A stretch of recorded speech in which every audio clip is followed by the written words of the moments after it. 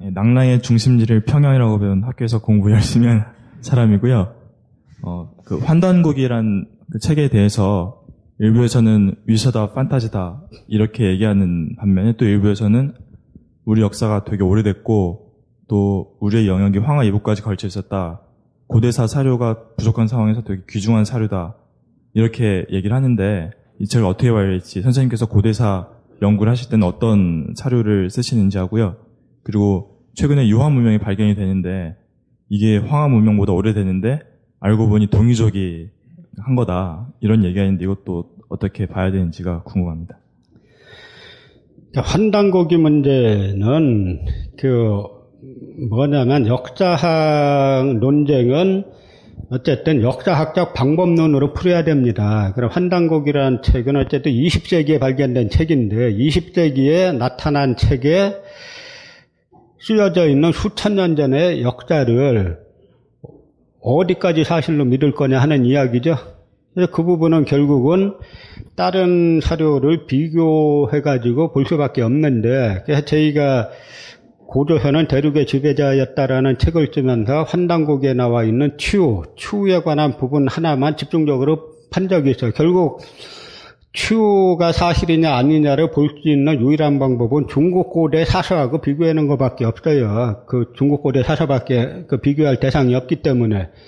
그런데 사마천이 역사 사기를 쓸 때 사마천이 쓰는 사기의 첫 부분이 바로 동유족의 시조인 추와 그 다음에 지금 중국 한족의 시조인 누르황자 쓰는 황제, 이 두 집단 간의 싸움으로 써놓죠. 사마천이 쓴 역사의 시작이. 그런데 초기에는 추 세력이 이기다가 결국에는 이제 패배를 해가지고 추 세력이 여러 갈래로 이제 흩어지게 되는데 주로 이제 세 갈래로 흩어집니다. 한 갈래는 산동반도 쪽으로 가고 또 한 갈래는 쭉 만주로 거쳐서 한반도 거쳐서 일본까지 가고 또 한 갈래는 중국 남부로 가가지고 중국 남부의 묘족이나 백족이나 이쪽 세력들이 되는데 거기에 관한 걸 갖다가 추에 관한 거를 중국 고대 사료 갖고 쭉 비교해가지고 저희가 쓰니까 그 부분에 대한 논란이 없어졌어요. 근데 다른 부분들도 마찬가지로 그런 식의 방법론을 가지고 이 사실인가 아닌가를 연구를 해야 되는 거죠. 근데 우리는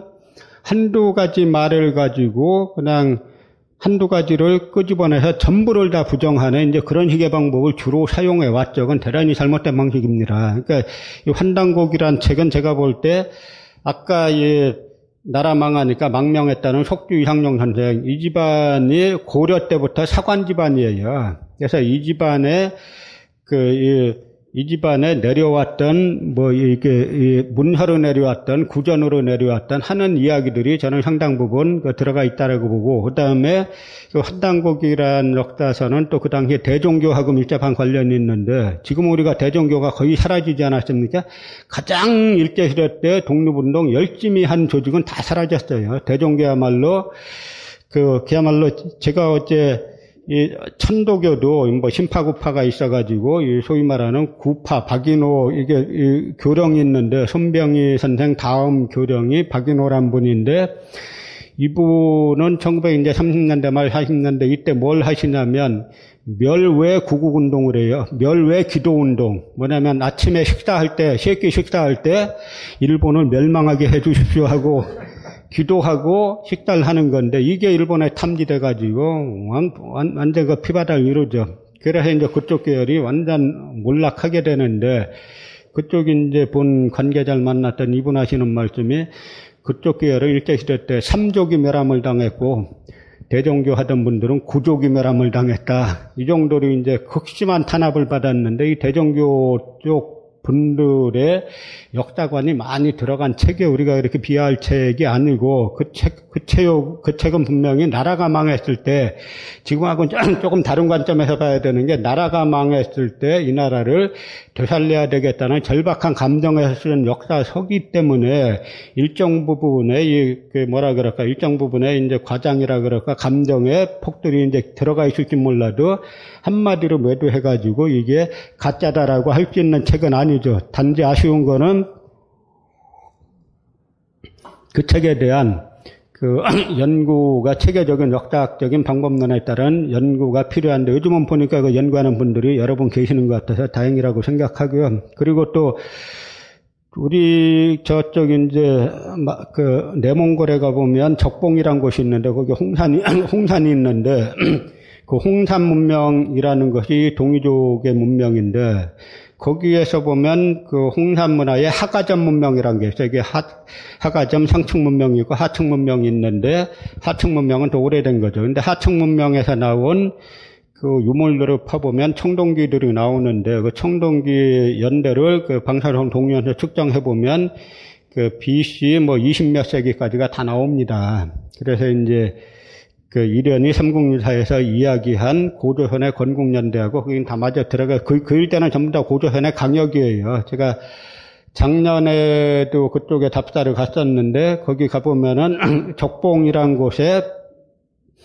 옛날 석성들이 있는데 그 석성이 중국 박물관 도록을 보니까 지금으로부터 4,000년 전의 석성이다. 4,000년 전이니까 뭡니까? 그 BC 20세기 무렵의 석성이라는 건데 가보니까 고구려 백제성하고 똑같아요. 그래서 거기 중국 박물관 도록에도 반도형 석성이다. 여기 한반도에서 많이 나오는 석성이니까 반도형 석성이다라고 하는 건데 그 식으로 우리가 이 고조선이라는 나라의 중심 무대를 자꾸 한반도에서 찾지 말고 그쪽까지 영역을 넓히면 거기는 완전히 그 동이족 문명이에요. 중국 문명하고는 전혀 다른데 그래서 중국 사람들이 초기에는 상당히 긴장하고 그걸 덮어버리려고 막 하다가 와서 보니까, 와서 이제 한국 이쪽을 좀 봤더니, 뭐 별로 걱정할 게 없겠다라고 해갖고, 요즘은 막 그러고 있는데요. 이제 그런 식으로 우리가 이제 그쪽까지 시야를 좀 넓혀서 보면은 이런 이야기한 게 다 이제 근거가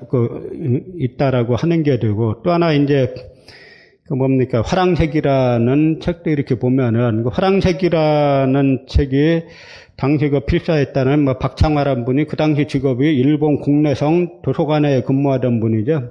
저는 일본 국내성 도서관이라든지 이런 곳에 한국 고대사 관련 자료가 전 있다라고 봐요. 단지 양반들이 철저하게 비밀에 감춰놓고 안 내놓고 있는 건데 어쨌든 이분이 그 당시 도서관에 근무하면서 쓴 건데 이것도 한때는 전부 다 가짜다 이렇게 몰렸었죠. 몰린 이유가 간단해요. 뭐냐면 모대학에서 이제 국문학, 모대학에서 고대사를 연구하던 분이, 물론 주류사학자죠. 화랑색이 보다 보면 거기에 사다함이란 인물이 이제 그 가야와 전쟁하러 나가다가 자기가 사랑하는 여인 미실과 나누는 향가가 나와요. 근데 그 향가 몇 수를 가지고 같은 대학에 향가 연구하는 학자에게 향가 보여주고 가짜입니까? 진짜입니까? 하니까 그 양반이 쑥 보고 가짜다라. 그래서 가짜로 몬 거예요. 무슨 복잡한 과정을 거쳐서 몬 게 아니고.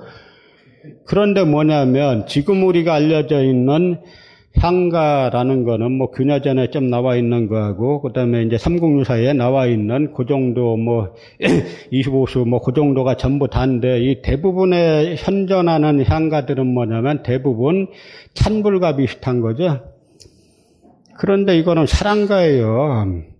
그러니까 형식이 좀 다를 수밖에 없는 거죠. 또 뭐 다를 수가 있는 거고, 향가라는 것이, 향자라는 것이 원래 이 중국의 그 당시의 중국의 이 당가와 비교되는 이 신라만의 그런 노래다라고 해가지고 거기에 보면은 신라에서 보면 이 향가를 대단히 높이 치고 담벼락에 향가를 많이 써놨다라고 하는데, 그래서 이 사담이란 사람이 세계 전쟁터에 나가면서 쓴 향가, 돌아와 봤더니 미실이 이미 딴 남자에게 간 거를 또 이제 확인하고 슬퍼하는 향가, 뭐 이런 거는 사랑가기 때문에 내용과 형식이 좀 다를 수가 있는데, 이걸 갖다 한마디로 가짜다라고 하는 바람에 화랑색이 전체를 이제 가짜로 몰던, 그러니까 상당히 몰학문적인 비인문적인 그 학문 태도가 팽배해 있었죠. 여기 화랑색이란 것도 그 짤막한 글 속에 무수히 많은 이야기가 담겨 있는데, 그거는 제가 보면 그 당시 화랑색이를 가짜로 몬 분들 주장 중에 하나는 화랑색에 나와 있는 그 사람들의, 신라 지배층들의 성풍습이 너무 문란하다는 거예요. 그래서 이렇게 해갖고 어떻게 나라가 유지되느냐.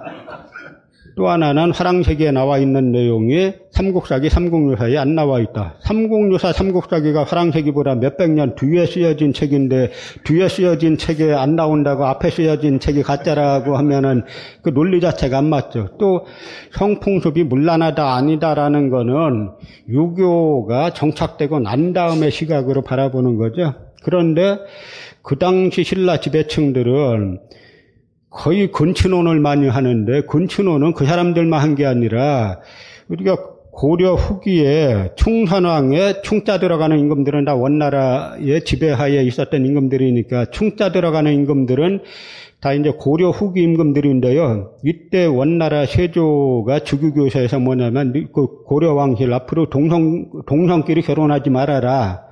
동성동목끼리 결혼하지 말라고 오달 내려요. 그럼 그때까지도 광범위하게 했다는 이야기죠. 그런데 동성끼리 결혼 근친혼이라는 건 왜 하느냐. 그 사람만 가까이 있어서 하는 게 아니에요. 자기네들의 신분을, 지배 신분을 배타적, 독점적으로 유지하기 위한, 그리고 계승하기 위한 하나의 장치입니다.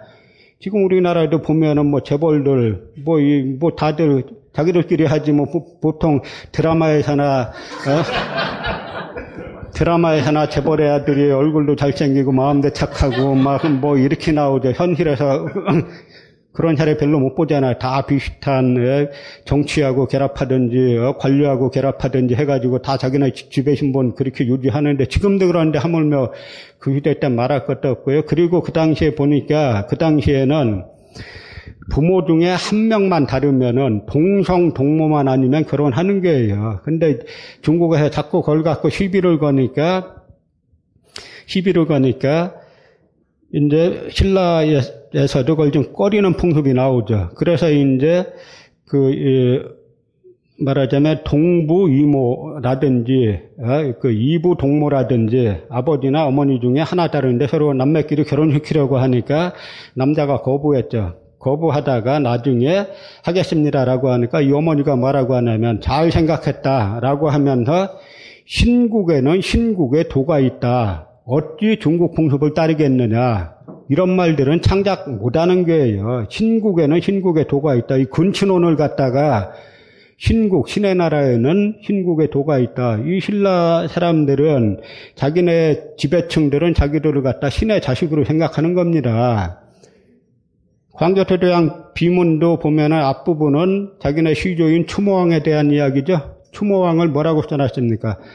옛날 시조 추모왕께서 만드신 터전이다라고 하면서 시조 추모왕은 황천지자, 황천의 아들이며 어머니는 하백의 따님이시다. 황천이 하느님이에요. 하느님의 아들이며 어머니는 하백은 무례신입니다. 그러니까 무례신의 외손자죠. 아버지는 황천이고. 이 사상을 천손의 자손이라는 사고를 고대의 지배층들은 가지고 있었던 거예요. 그 사람들의 사고방식을 이해하고 차려를 봐야지 나중에 유교가 들어오고 난 다음에 자꾸 사고방식 갖고 문란하다 뭐 했는데요. 저희 집안에 어떤 분이 미국으로 60년대에 유학을 갔어요. 그래서 이분이 그 미국 유학하면서 저희 아버님에게 편지 보내온 것 중에 미국은 곧 망합니다. 가보니까 이게 뭐 동성연애 많고 뭐 많고, 그러니까 60년대만 해도 우리는 상상하기 어려웠잖아요.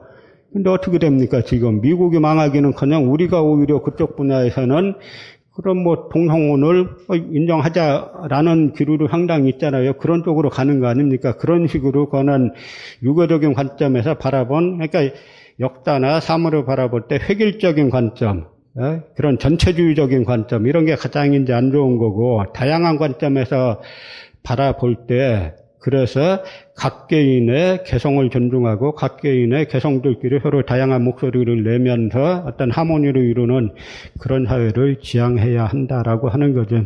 시간이 뭐 예정보다 상당히 이제 지났기 때문에 혹시 뭐 다음 기회가 있으면 다음 기회로 기약하기로 하고 여기서 마치겠습니다. 고맙습니다.